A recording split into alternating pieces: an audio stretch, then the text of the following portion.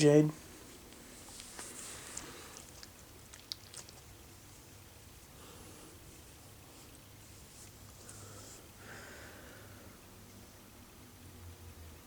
Hey.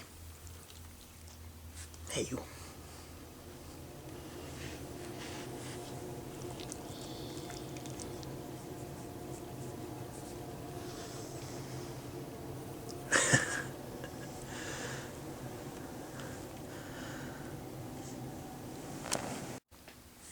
Okay guys, Humans for Targets here, and today I'm going to show you how to check a used revolver. If you're in the market or you're looking for a used one, or you go to a gun show, and I'm going to show you some things to look at that will tell you if the revolver you're getting is in good condition or not, and if it's in good working order. Have a lot of good subscribers, and I want to help you guys as much as I can. I also have some guys that watch my videos and never leave comments or anything, and then take what they learn from my channel and make their own videos with it, and that's fine. I don't have a problem with that. I'm all about getting the information out there, and I'm not here, it's not a contest to me to try to get the most subscribers. Some people on YouTube, though, they think it's a contest, and it's just not that way for me. I just want to help the guys that I know, and anybody else that's a good subscriber. I'll help you as well. Okay, let's get on with it. Okay, what you're going to do first, the first check you want to do is you want to check for cylinder play. And how you're going to do this is by putting the gun in what's called full lockup. Checking it right here like this and trying to move it, that does absolutely nothing. To put the gun in full lockup, of course, first of all, this gun was cleared before I ever turned the camera on. Okay.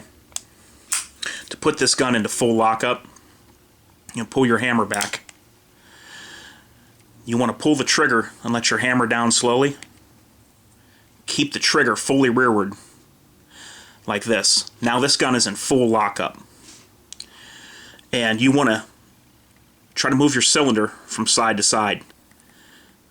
There's going to be a little bit of play, but there shouldn't be much. If you can move it one way and then push it, move it back the other way, you don't want that gun. Front to back play is very important. You don't want front to back play. As you can see in this, I have none. This is what gunsmiths refer to as welded to the frame feeling. When this cylinder is this tight, it's just like me taking this barrel right here. There is no movement at all. So that's the welded to the frame feeling that you want. Okay, next what we're going to check for is cylinder to bore gap, which is right here. Okay, to be in spec, it's usually supposed to be from 0.003 to 0.006, and there is gauges that you can stick in there to test it. Taurus considers 0.007 still in spec, but I'm not a real big fan of Taurus, and I'm not putting them down. I've owned Tauruses before, but you know, if that's all you got the money for and that's what you want, they're a decent pistol. Okay, so what you want to do, put the gun in full lockup again. Keep your trigger back. Now, you want to check and see your gap right there. As you can see, this one's really tight. You want to take a credit card, which this isn't a credit card, but you want to take a credit card and put it up to between your cylinder and your bore. On any revolver that you're looking at, if you can get the width of a credit card and between that gap, you don't want that gun. That's too much gap. As this gap increases right here, you lose more velocity. So the tighter that gap is, the more velocity you're going to gain, but it can't be too tight, because if this gap is too tight, then when you take it to the range and fire, it's not going to take very many rounds, and the cylinder's not going to spin the way that it should. And the burnt powder is going to plug this up, and you're going to have to stop, and you're going to have to clean that gun, and before you can shoot any more rounds, the cylinder just won't spin right. So you got to find that medium of what's good. But all in all, if you're looking at a used gun, the tighter the better. You don't want to be able to fit a credit card in through there. If you do, you don't want it. Okay, now the next one, you're breaking some of the gun safety rules here, but that's just the way it is. You just have to know enough to make sure that the gun's not loaded when you're doing this testing, because this next one I'm going to show you is really breaking a couple of the safety rules of gun handling. But like I said, you're just going to have to make sure your firearm's unloaded when you do this. Okay, what you want to do is pull your hammer back and then let it down slowly, and keep your trigger pulled back like this in full lockup like I showed you. I just took a different grip because I'm going to hold the gun a different way. Now you're going to have to point this gun right at you, right at your eyes. And then you're going to take a light and you're going to go back here.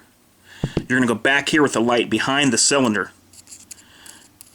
Right in here, in that space where the cylinder closes.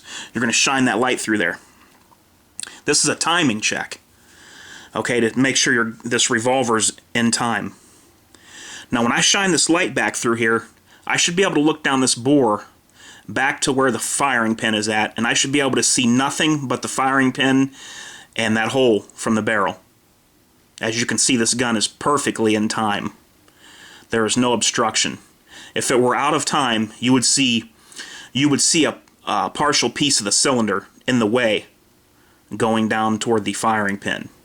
And now you want to do this with each cylinder. So you would release, pull the hammer back, let it down, keep it in full lockup. Go on now and check your next cylinder. From the back right here, put your light. Look down there. Make sure it's lined up all the way back. As you can see, this gun is perfectly in time. You can see all the way down there with no problem. Okay, that's your timing check. Okay, next what you're going to want to do is swing out the cylinder, and you want to look from the back and put the light in the front. And basically, you're just looking at the front of the chambers here, just to make sure everything's okay. You know, you always get some markings at the front of the chambers, but you just want to make sure it's not too bad in there. Up at the front, you always get some. You're going to have that. I mean, even if you only fire 5 rounds, if you've only fired 5 rounds for this, I'd still have marks at the front of these cylinders. So that's not an issue. You just want to make sure that it's still decent.